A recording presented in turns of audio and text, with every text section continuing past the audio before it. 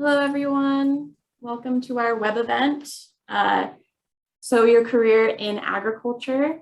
If you could share your name and your affiliation and your research area in the chat, we'll go ahead and get started. So my name is Jessie Rivera. I'm the program coordinator for Ecology Plus. Just briefly want to introduce Teresa, who's the director. If you want to wave or say anything, Teresa, please feel free. Hi, everybody. Glad to have you here.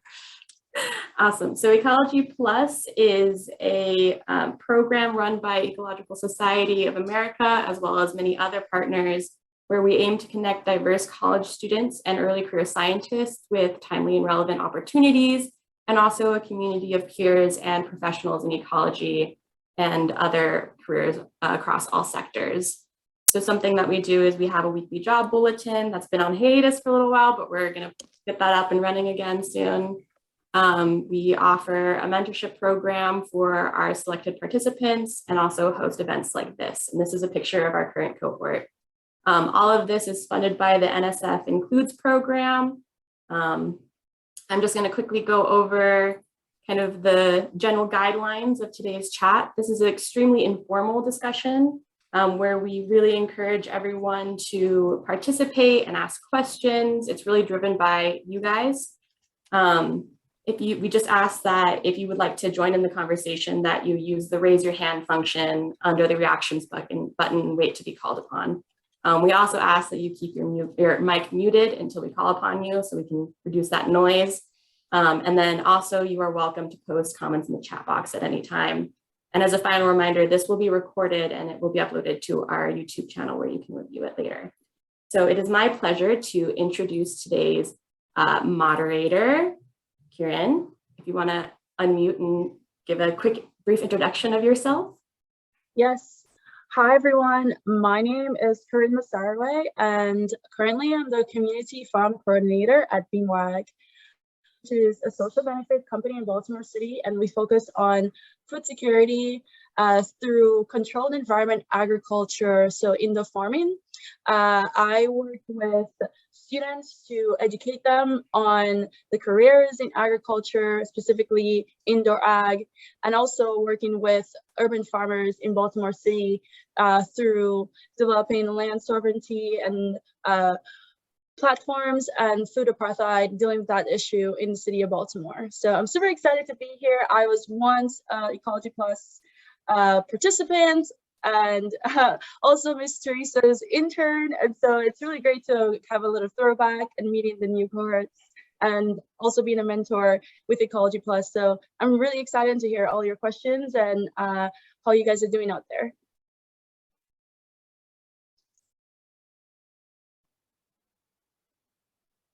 So I will go ahead and introduce today.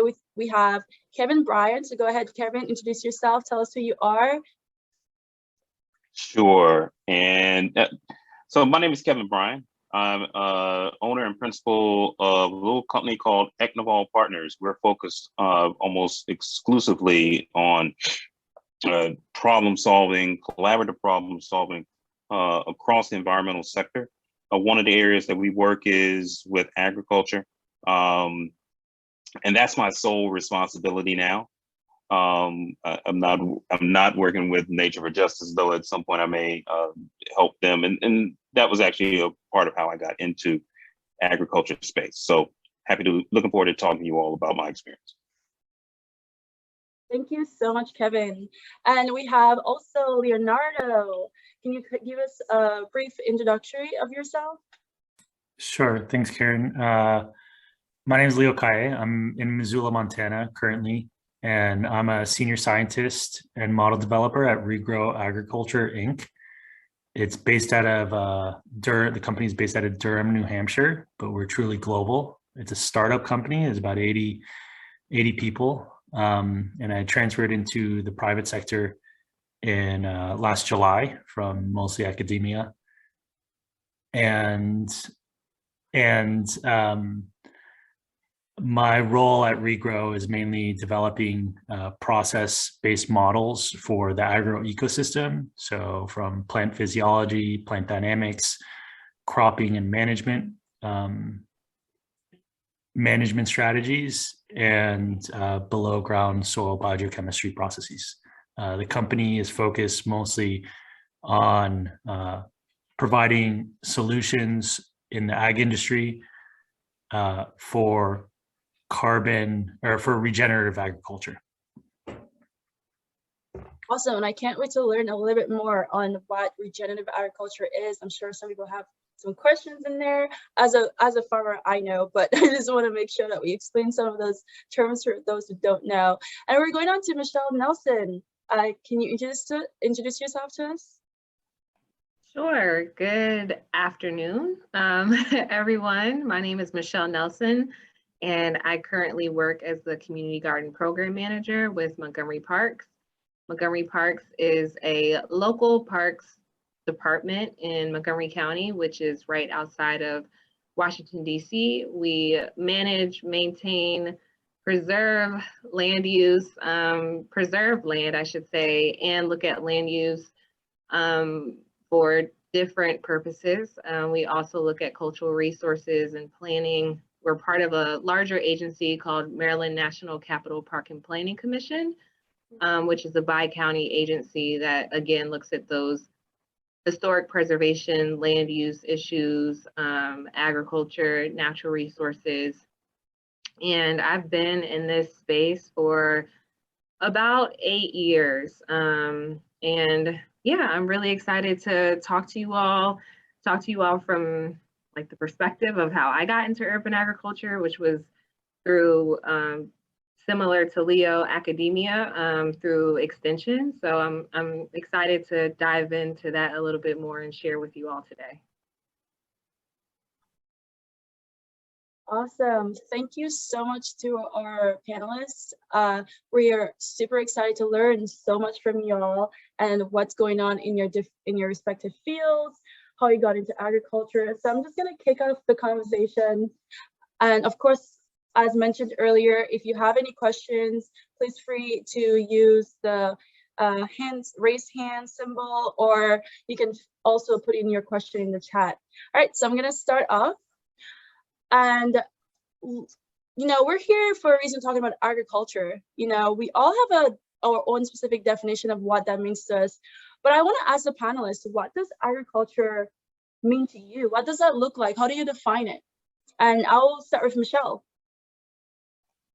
Okay, sure. So I have an interesting way of how I got into agriculture. But I'll say that I initially started my journey in agriculture really through soil science in my undergraduate program. And so over time, my definition of agriculture has changed. I really look at it more from a holistic food systems approach, which is more so defined as looking at the production, processing, consumption, I'm missing a couple, food waste, composting, but looking at it from a more holistic perspective, also bringing in historical context into the concept of agriculture. But it has to do with, the reason why I also love it is because it was something that I could apply my ecology background to. And I also got into this through insects. So kind of what does it look like when you're doing scouting on research trials or anything like that in an academia setting. So for me, agriculture is not just one thing. It's looking at education, it's looking at consumption, it's looking at culture, it's looking at engagement, it's looking at the production, processing, consumption, and distribution of food, which encompasses everyone. Everyone has a role in agriculture and everyone's connected to it. Very true. And I'm really happy that you touched a lot about the pillars of agriculture, and it sort of touches everyone on this panel, right? And so we're gonna go into Kevin to give us a little bit of what agriculture, you know, his definition of agriculture and where he is right now. Yeah, I would agree with Michelle. I'm very much interested in kind of this food as a system. Yes. And as a just and equitable system. So I was brought into this around the justice and equity component of this. And my background is as a collaborative problem solving professional. I've been doing that kind of work for more than 20 years now. So I've been working to bring folks together from lots of different perspectives, whether it be from corporate, government, community groups, academia, bringing all of those groups together to actually try to solve problems. And the food system is probably one of the biggest problems that we have in this country, particularly when we talk about food security. There are way too many folks in a country this wealthy. There are way too many folks who are food insecure. So for me, it's a question of how do I use that skill set, being able to bring people together around a restructuring, a rethinking of the system. How can everyone play in that system? And how do we think about supplying addressing different needs throughout that system and doing it in different ways? I'm not a person that believes that we have to destroy the big supermarkets. I think there's a role for them to play. There's also a role for the small vertical farming group. There's a role for the small Black, Indigenous, people of color farmers in rural North Carolina and South Carolina, where I am today. How do we make certain that happens? What's the transportation system that needs to be in place for that? What's the storage system to make certain that if somebody's growing bok choy in central North Carolina on a small 2-acre farm, how do they make certain that that's being consumed by the folks who want that within a network? Is it only local? Can we think about a regional network and how big can that region be? Can we figure out how to connect regions? What does the system look like? There are lots of different examples, models that can be used. If we're willing to think outside the box, we can think differently about how to set that up. And it's going to be important to have people like you all, young folks with more facile, nimble minds than us old fogies. We need people like you helping to think that stuff through and bring in some new experience and new ideas. I'm really happy you brought that up, highlighting the young people in this chat right now, especially as me as a young advocate. How do you encourage people to go out there and get involved in food justice? Because you and Michelle talk a lot about connectivity, right? You talk about the food system, educating people about what produce and what food is available in their community and how they can use it in their community, talking about that cultural aspect. But as young adults getting into the space in the career field, how do we step into that world, right? What is your advice? Leo, can you talk a little bit about that? Yeah, I mean, Kevin, you speak in my systems language, and I love thinking about systems generally because it's complex, right? And for many of us that have like an ecology background from ESA, we're trained to think that way in a lot of ways, right? I think for me myself, like I came into agriculture mainly just the shift was really moving from academia and a focus on metrics of publication to an industry that might have bigger impact and have more consequential impact for the work that I do. So it's quite similar work, but larger impact. And so I had struggled throughout my graduate training and postdoc training or postdoc work rather, about spending a lot of time and effort on science and publishing, yes, but also seeing the way that the work that I invested a lot of time into in my own life about the way that it was cited or used in certain ways in other papers, and sought for greater impact in the work that I do on a daily basis. And for me, for myself, I generally have tended to lean towards more analytical science modeling type problems, and to find that match in agriculture, I think for me was very fortunate.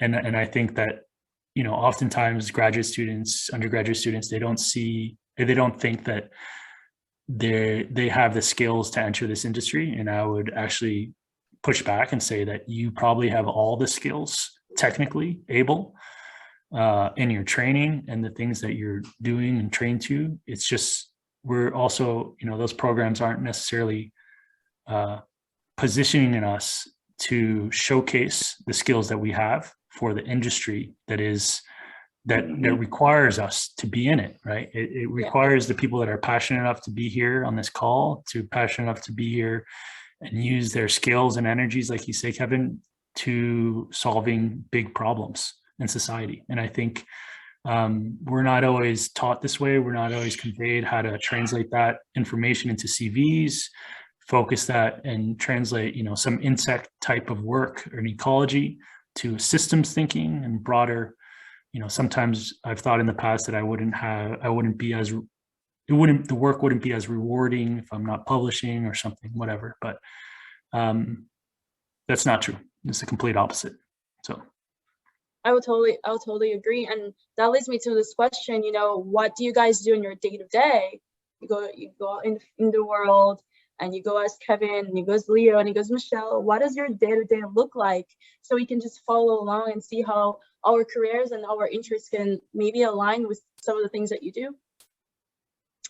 Michelle, you want to take the lead on that?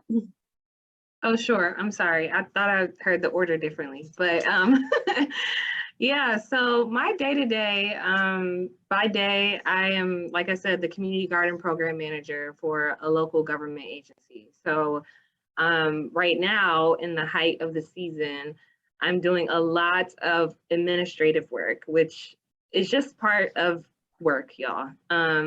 Just like homework, just like literature reviews, it is part of the job. So there's a lot of customer service, a lot of customer interfacing, a lot of answering questions. And then I sprinkle some other things in there, like random visits to Home Depot to get supplies for gardeners for the season.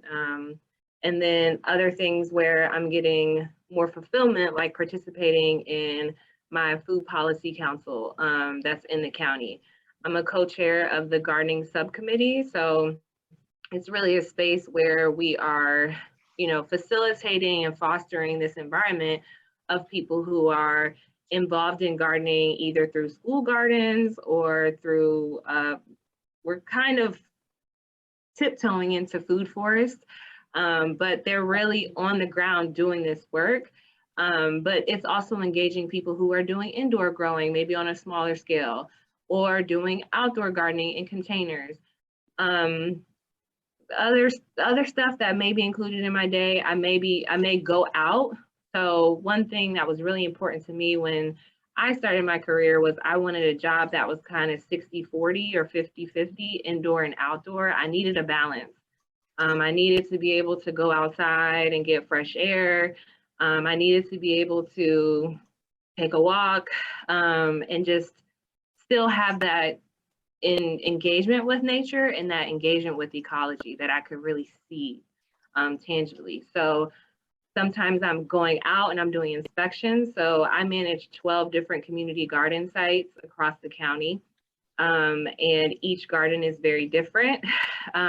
Each garden has literally a different ecological landscape, even though they're all in Maryland and they're all in this county. Some sites have more pollinators than others.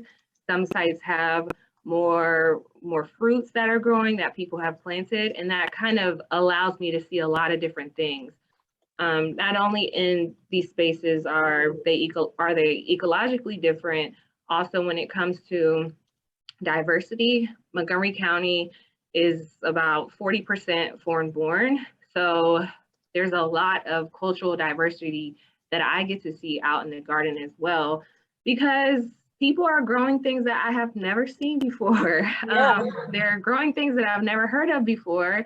And again, it allows for that connectivity that we were talking about. It allows for me to open up a conversation. And if people want to get super technical when it comes to looking at soils and why soil health and starting from soil health is so important, we can get really nerdy in the garden. But then if people just want to talk about large overarching themes, like how do I get applied, or how come I can't get a community garden in my neighborhood? All those types of questions and experiences are just like part of my day-to-day. So I'm kind of like a consultant, public service extension officer. Yeah, I'm like all of it in one, which again makes it really exciting and different each day.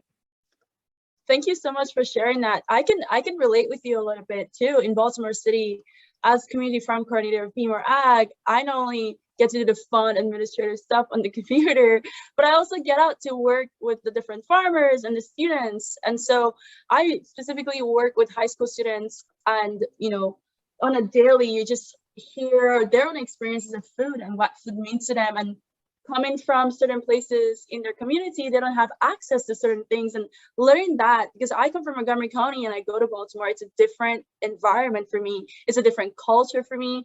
Also coming from the Caribbean, overall, it's a different culture and experience for me. So I'm learning while also teaching. And so I can completely relate with you being in a capacity as extension officer, as educator, as a listener, as customer service in some aspect. And so it's really a fulfilling way of getting into the ground of food justice and learning more about how agriculture can make a community wholesome. I would say like quality of life, right? Like that's the whole umbrella of everything. And so I'm gonna dive into with Kevin to tell us a little bit of your daily schedule. How does that go for you where you are in your world?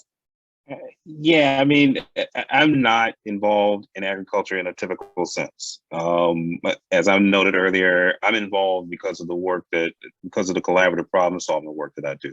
Mm-hmm. So when I'm working on agriculture issues, I'm typically trying to meet with folks who are thinking along different lines and trying to figure out how to connect the dots. So that day every day for me looks different. There's no rhyme or reason. Some days I may be hosting a call with some folks who are on their own, maybe small farms. For instance, I was on a call last week with I was actually having a meeting last week with a couple of folks who do farm related work. We were all in DC, and we're trying to get a little small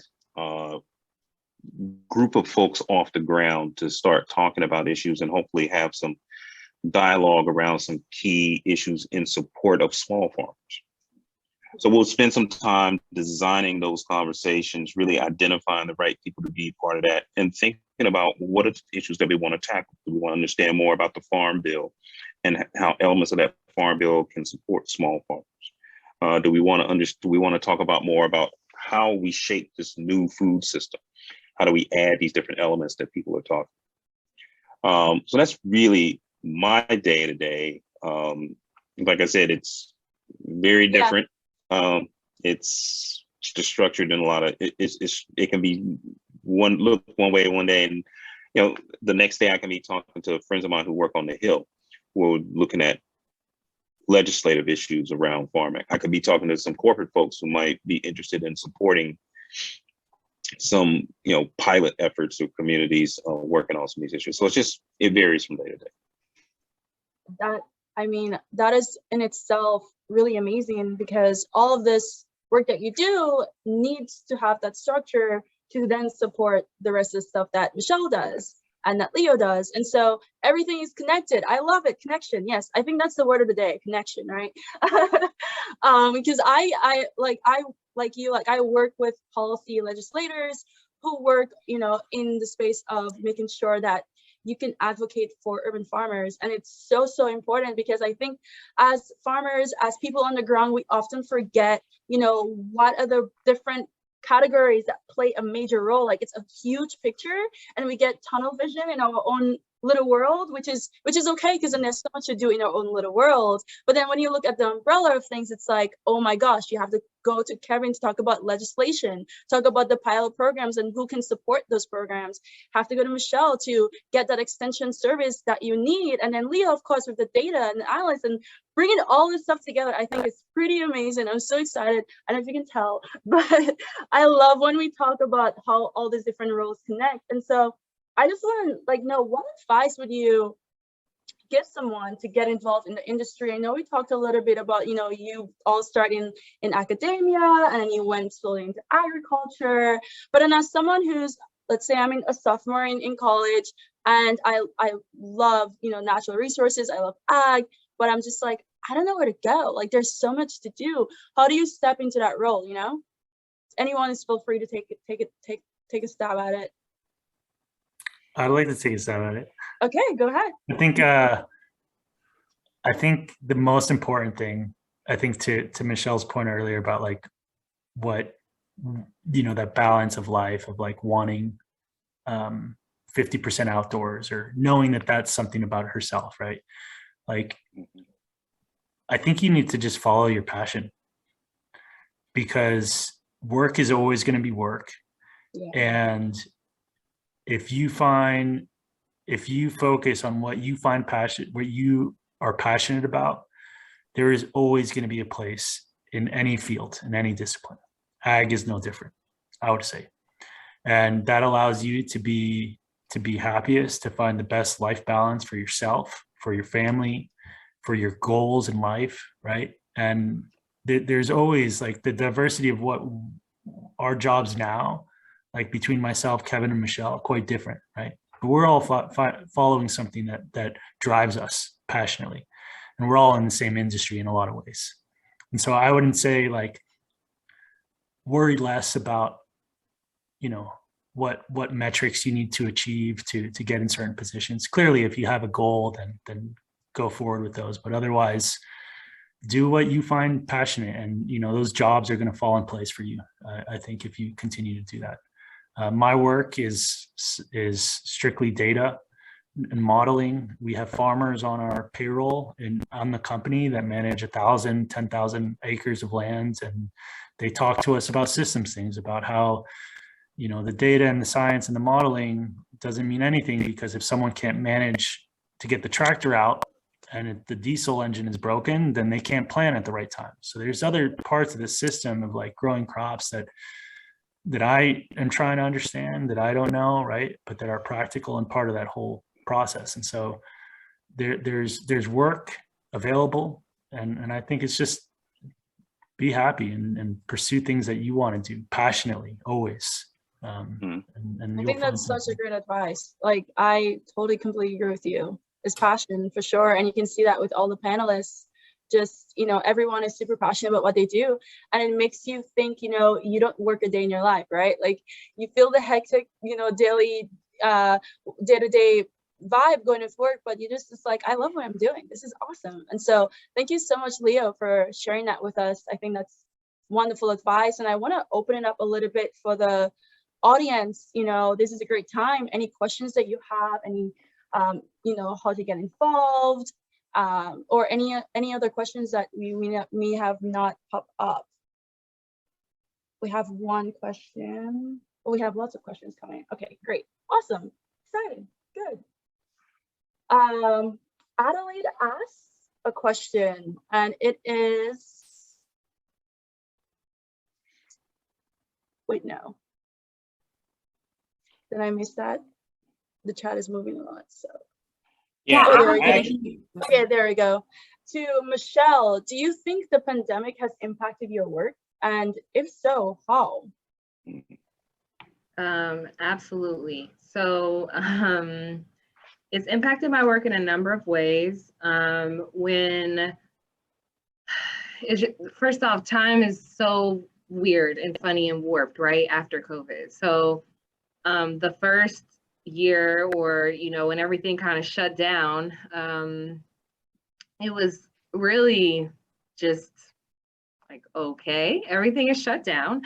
At parks, it's really difficult to shut down a park, a public park, or public parks in general. So, a major part of my job is I run operations. That's like another common term to consider for just park maintenance and park management. So,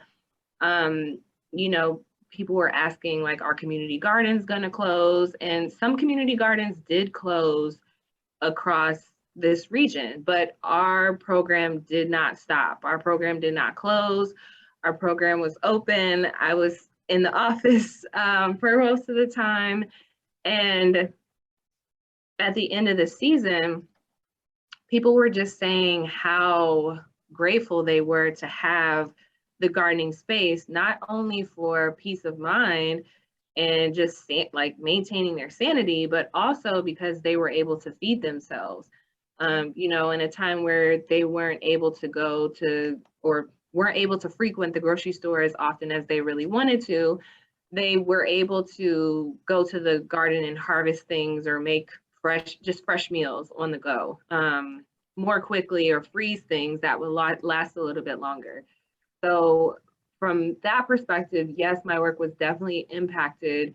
And in Montgomery County, a lot of food assistance providers also just started to start to chip in. Like, how can we donate more food? How can we pump more food into, again, looking at that system, how can we help and support other people who may not be, who may not have the same resources as everyone else right now? So there was really this, spur of like social justice and social equity that comes with the food territory a lot more, especially when you're just looking at historical context and everything. And just as the pandemic has continued to move, the program has not stopped. In fact, we have more of a wait list now. So the program is in higher demand, but we don't have locations to put people. So it's a good problem to have, but identifying parkland to put new community gardens is another part of my job. And it has made it a little bit challenging to find these new spaces to expand the program. So we've really been trying to look at, okay, if we can't expand the program that way, how do we just make our offerings, and like, how do we improve our service, and how do we improve our offerings? So yes, the pandemic has has impacted my work, which I'm sure it's impacted a lot of people's work, not just me, but just especially with agriculture. It seems like a lot of people have started to get interested in how they can be more self-sustaining, and what does growing your own food look like? Can I try? Can I dabble? Can I save the seeds from my pepper in my refrigerator? Just simple ways to engage and do things that are more from a self-sufficient standpoint and optimal health. I'll say that too. Yeah, for sure. 100%. I want to ask the question that I think is a really cool question from Jennifer Bryan. And the question is, how important are economists, specifically ag economists, to your specific careers and professions? And before you answer the question, all of you, I just want to tell the audience that you're very much welcome to unmute your mic and ask questions directly. Even if you don't want your video on, please feel free. But I'll go ahead and ask the questions in the chat. So yeah, just repeat, how do ag and economists work specifically in your careers? And Kevin, I'll have you lead that one for now.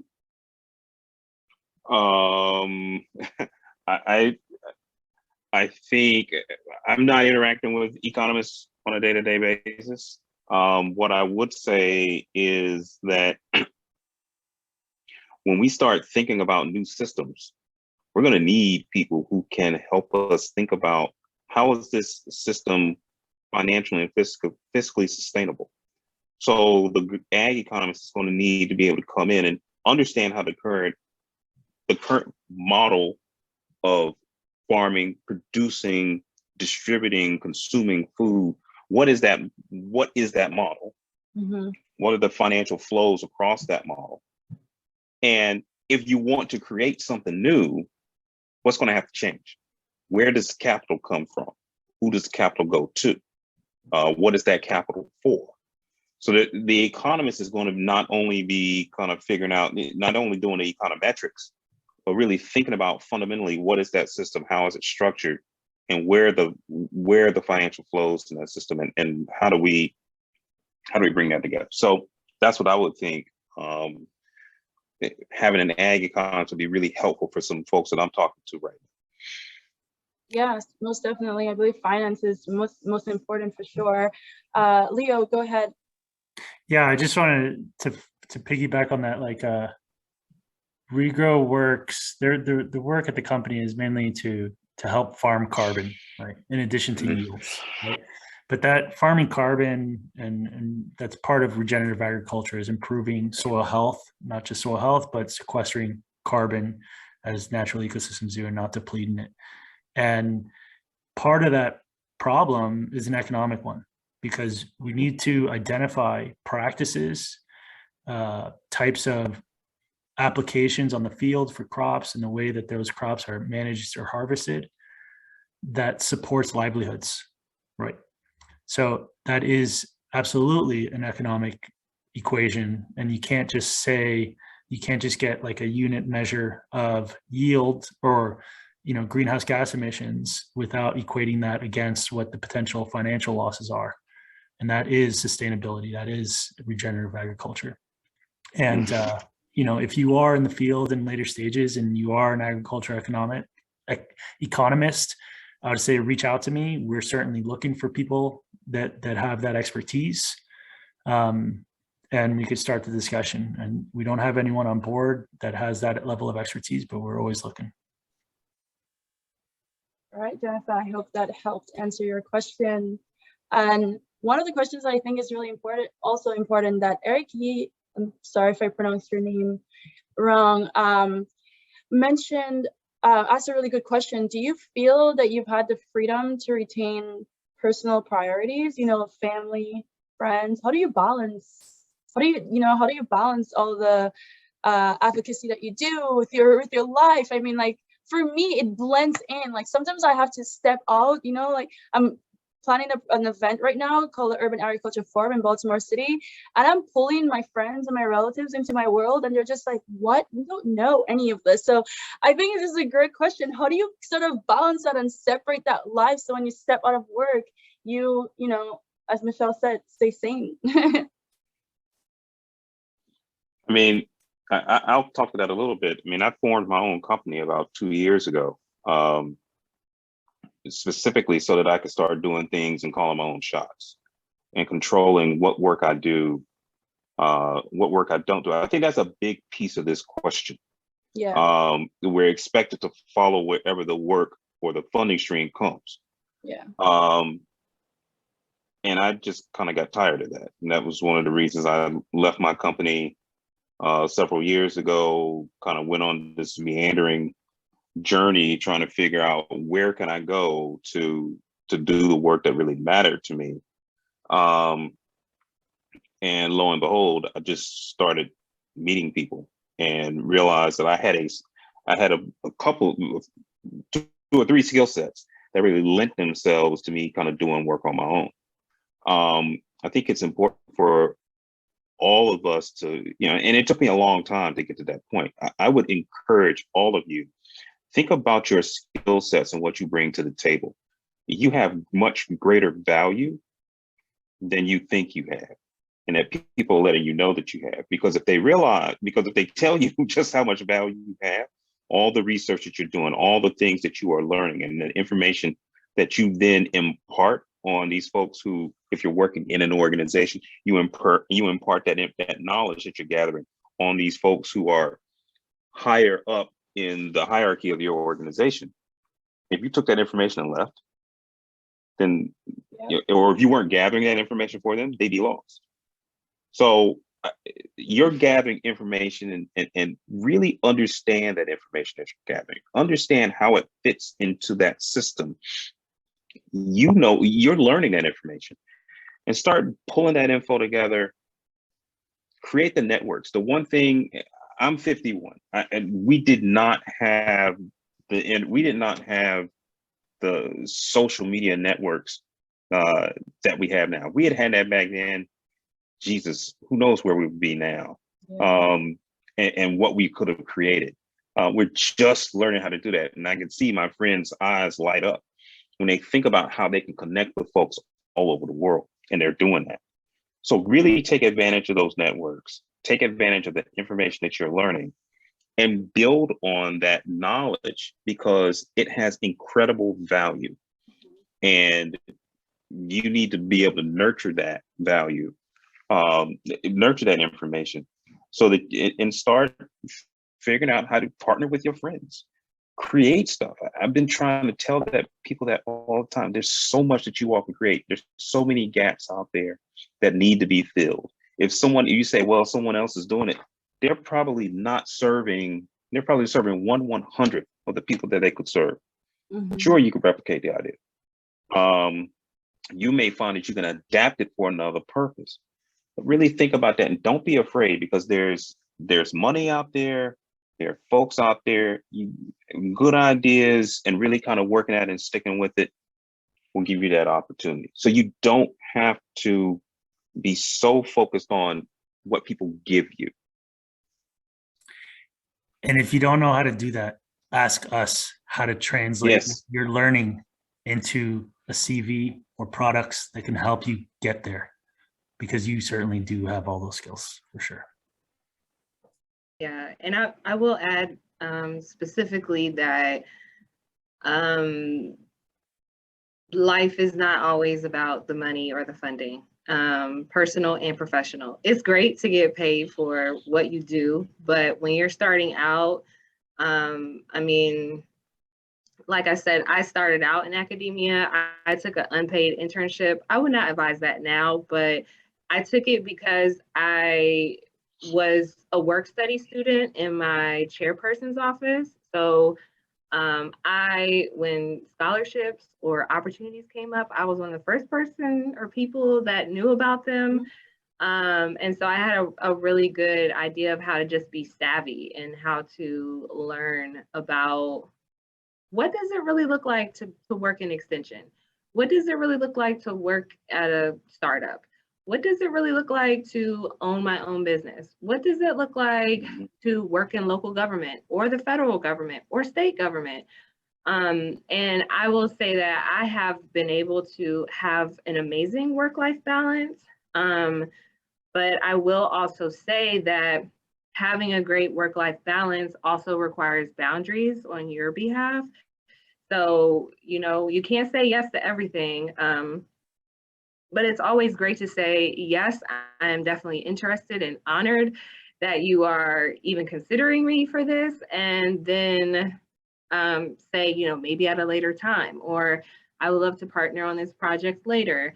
But I think when you're looking at your personal priorities and when you're looking at how to get into just the career of ag, exposure was a really, really big thing for me. And I don't mean exposure like other people seeing me. I mean exposure to all the different parts of agriculture. So like I said, I had that unpaid internship that was at Soil and Water Conservation District. I had an internship with Bayer Crop Science, which, is like the big guys doing the research and getting all this money and doing all the chemical formulation, all that was not for me. And then I got to see, what it looked like for a teacher who was working or who was teaching career in technical education. I did not want to be in a classroom for 8 hours per day. So, the more exposure you get and you see, you kind of start to identify, oh, I love that, or I love that section of that, but I want to take it and see if I can do it in a different field, or not a different field, but in a different job. Like, can I take this one piece and be able to apply it to this? And that's something that now I kind of, at Parks, like I have all of that in one. But don't be afraid to try opportunities. And like Leo and Kevin both said, this is all adding to your personal toolbox and your personal skill set. And you would be very surprised. Like Kevin said, there's a lot of skills that you don't even realize that you have until you say, oh, wait, I've done that before. You kind of have to remind yourself, oh, I have that experience. Like, I'm totally qualified, or I know how. I think knowing how to research or even just, okay, figure out your process of how you might approach a problem or how you might approach any kind of different topic within agriculture is like a great exercise just for interviewing and also for just brainstorming with other people. So yeah, you guys, I'm sure, have done plenty of things so far. We just sometimes don't count that as experience all the time. Yeah, and to follow up with what you and Kevin and Leo said, Lawson has a question to Leo's comment on on translating your skills into a resume, into a CV.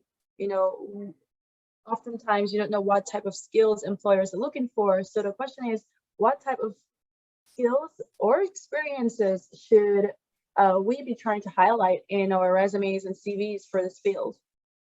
Leo? Yeah, I think, yeah, it's a hard thing because you're, especially if you're in graduate school or undergraduate school, doing research or not, but we're trained in very different ways, right? In terms of how to package our knowledge, how to package our skills. And I think it really comes down for me, I think, is like a case-by-case basis, like trying to first have a conversation with you about what kind of courses you've taken, what kind of research that you've done, and just trying to draw that information out, because I've learned, right, through conversations and through mentors before me, how to translate discussion and conversation onto paper, where all of a sudden it looks like you have all this like great CV and showcasing the technical skills and the experience that might reflect well on a job application. And it's not clear to me, there's no like go-to, right? I think some of those are obvious, right? Like if you have programming and coding skills, you separate a section and you outline and you highlight and outline like what software languages you have. Other things are less easily pulled, but just as equally important for a lot of employers. And I think that's what I would hope that we could get out of you guys, is like drawing that out through conversation. It's being like, when you tell a story about your past or experience or your jobs or careers, that we could translate that and help you translate that information and say, listen, this is actually important. You want to summarize that into like one sentence and put it on your CV or something. Or when you have an interview, you want to emphasize that. These are things that hopefully if we communicate to you, you can communicate to someone else and help them too. So that I think that's the process that I would go through for that. Yeah, and Eric put in a great tip in there to follow up what you said, Leo. And he said that he was a scientific HR before he got his PhD. And what he did was look at the job briefing and see what technical words are being repeated and how many times, and mirror that in your resume. So on the technical side of putting together that paper, I think that's a great tip as well, especially if you're applying for government jobs. They have like this system where they, they're very specific on who they pull into the next level. So I think that's a great tip if you're applying for specific job titles like that. Yeah, I'd like to add another piece to another layer to this. Yes. Because you all talked about the bots. I don't think after my first job, I ever got another job based upon sending a resume in. And that was 25 years ago. Everything else has been because I knew somebody. And I am not the master of networks. That is not necessarily my strong suit, but somehow I always get to know somebody. And I try to keep my ears open, and I try to meet folks, and I try to put myself in a position to, if there's an area that I'm really interested in, I just try to put myself in a position to know someone. I would think that if you're interested in food, food justice, food sovereignty, farming and ag work. Food policy councils, they're starting to proliferate all over the country. I think Michelle mentioned the Food Policy Council a little bit earlier in one of her comments. Look and see if your community has a food policy council and get on it. Think about it, go to the meetings, start sniffing around, see who's there, meet some folks, volunteer. You know, I think that's one way to get in. Another way to start thinking about farmers markets. I mean, those markets are so many people come in and out of those markets. And I started learning about this because I have a very good friend who used to do a lot of food work. And that was how he got into it, was really kind of just dabbling around and starting to meet folks. And he is a master networker. And he just started figuring out I was going to go and show up and talk to whomever was running the market. I know these sound a little antiquated ways, but everything is about relationships. I don't care how much we get into, you know, the social networks, the technology. We can do Zoom all day long. You can't be walking into a room, talking to somebody, shaking somebody's hand, looking them in the eye, and developing that relationship. There's nothing better than that. And that will go a long way to helping you get past the bot. Because when somebody knows you, they will push you up that line. Yep. So I think that's really important. I totally agree. That's how I got my job.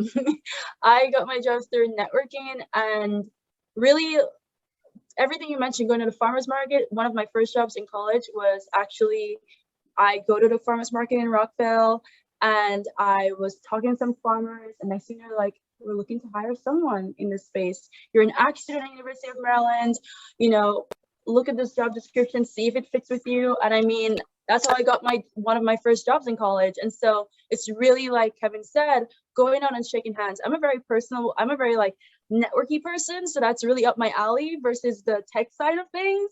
But definitely building your network, as Jesse said in the chat, maintain your relationships as well. You meet someone, there's like apps you can download to put in your contact information, maybe little details about who they are and how you met them and how to stay in contact with them.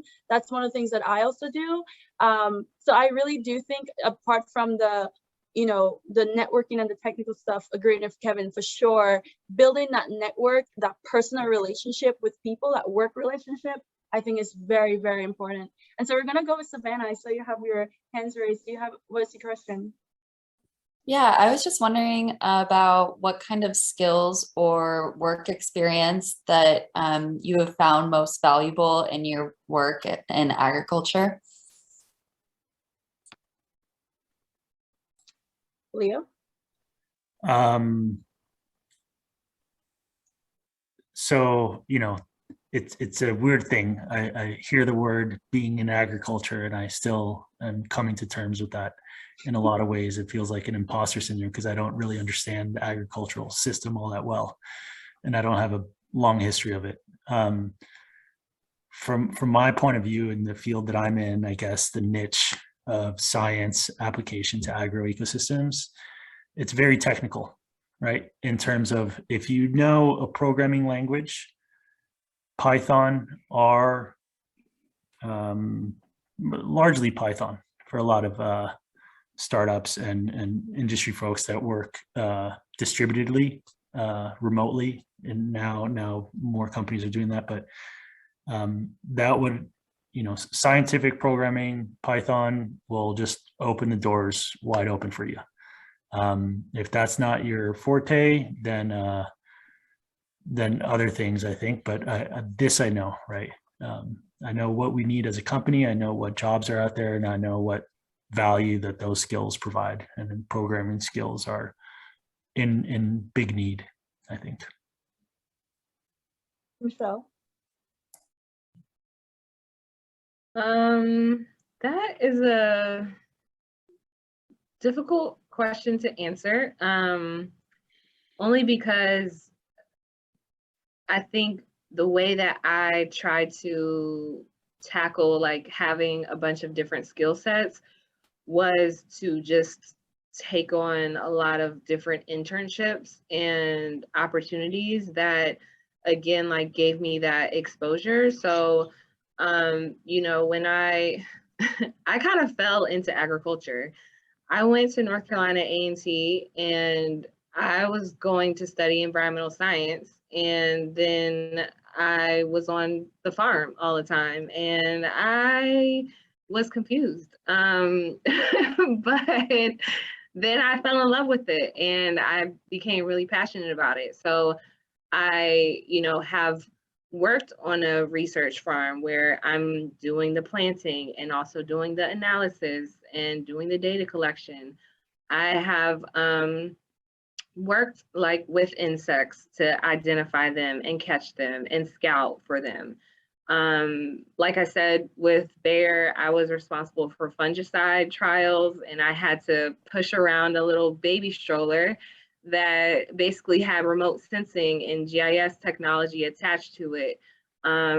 So I wasn't afraid to circle back to the connection that all of these opportunities had to agriculture. I just wanted to learn. I wanted to get the exposure. I wanted to make sure that I also knew as much as I could about each piece of it, because you know, it's fun to read about some of this stuff, but it's also better to get out and do some of this stuff. I worked at a farmer's market before. That's not for me, but I have worked at a farmer's market before. But I think the most rewarding part has always been working with the people. I worked with refugee families before to kind of use gardening as a vehicle to help acclimate them to the United States. And that was something that was like my passion, and it was incredibly rewarding to just see how they were growing, what they were growing, why this connection to the land like was so important to them, and how we've lost that in a lot of different ways. So I would just say there's a lot of specific skills, but be open to what you might get from even like this panel, you know, anything that really has to do with agriculture, just be open to it. And like Kevin said, take advantage of volunteer opportunities. I mean, when I was in graduate school, I volunteered with Food Corps, and I wasn't a paid Food Corps member. I just went and said, I want to help out with the students. And that was really good experience for me because it helped me get exposure to working with kids. It helped me get exposure to agricultural education, and it helped me get exposure to school gardens. So it was like all those things in that one experience. So yeah, that would be my advice. Thank you so very much. You guys have some amazing advice, and I really hope that our audience took a lot from this panel. And if you have any persistent questions, please reach out to Ecological Society. Ecology Plus, Ms. Teresa and Jesse, they're awesome in providing information. I get newsletters and all that stuff. So I want to thank the panel so much for being amazing, and thank you to the audience for participating. You all had some really amazing questions, great questions, and I look forward to seeing what you are all up to in the world. And so I'm going to take it to Jesse to wrap us up.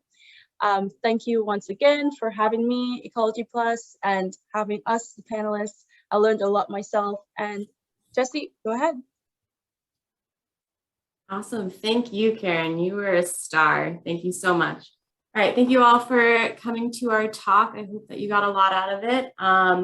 We have a couple of other pre-recorded events that happened previously, including highlighting Black students in science, a career panel similar to this one on environmental policy, advocacy, and law, and also a diversity in leadership or diversity in environmental leadership in science seminar that highlighted a bunch of different fellowships for recent graduates and undergraduates and graduates, I believe. So I'll drop that link in the chat. Feel free to check them out. And also if our panelists want to drop their contact information, if they want to share that with people. Thank you all so much for attending.